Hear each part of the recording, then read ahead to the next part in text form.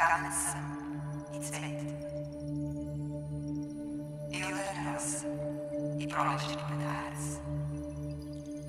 Planina sam sa snežnim vrhovima i ravnica u bogatom ruhom devena.